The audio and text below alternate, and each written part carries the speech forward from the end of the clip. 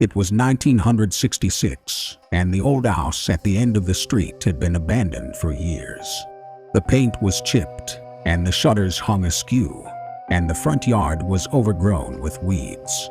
The neighbors had whispered of strange happenings in the house, of voices heard in the dead of night and shadowy figures seen moving through the windows. But one day, a young couple named Jack and Rose decided to buy the old house and fix it up.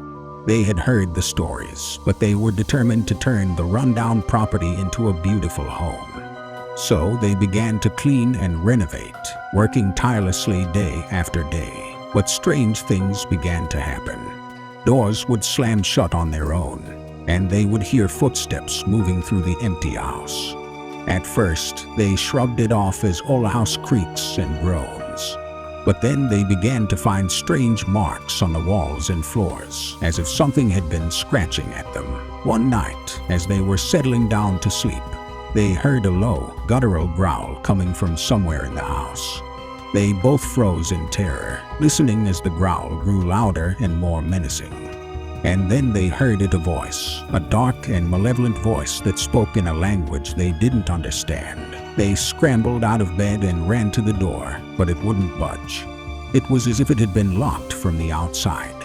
They pounded on the door, screamed for help, but no one came. The voice grew louder and more insistent, and then suddenly it was in the room with them.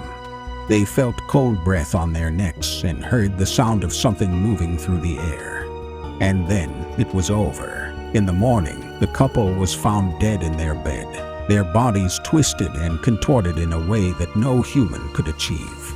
The police investigated, but they found no evidence of foul play.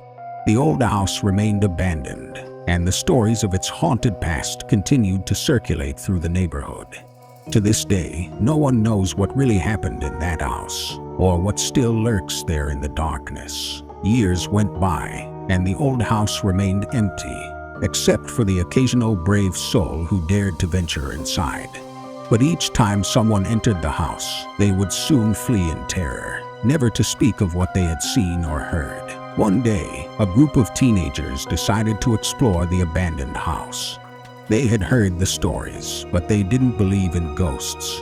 They snuck in through a broken window and began to explore the dusty old rooms. At first, everything seemed normal, but then they began to hear strange noises coming from the walls.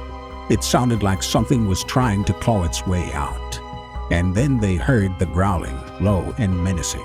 Suddenly, one of the teens screamed, and the others turned to see what was wrong. And there, in the corner of the room, was a figure unlike anything they had ever seen. It was humanoid, but its skin was a sickly gray color, and its eyes glowed with an otherworldly light. It reached out a hand, and the teenagers scattered, screaming in terror. As they ran through the halls of the old house, they could hear the creature chasing them, its footsteps pounding on the floorboards. They tried to find their way out, but the doors seemed to lead them in circles, and the windows were all boarded up. Finally, they stumbled upon a secret room hidden behind a bookshelf.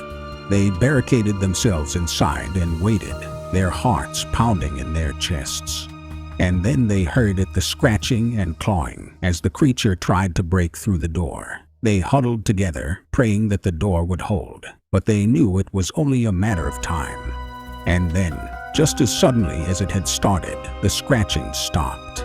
They cautiously peeked out from behind the bookshelf, but the creature was gone. Shaken and terrified, the teenagers stumbled out of the old house and ran for their lives. They never returned, and the old house remained abandoned, a dark and foreboding presence on the street. The creature, whatever it was, remained a mystery, and the legends of the haunted house only grew with each passing year.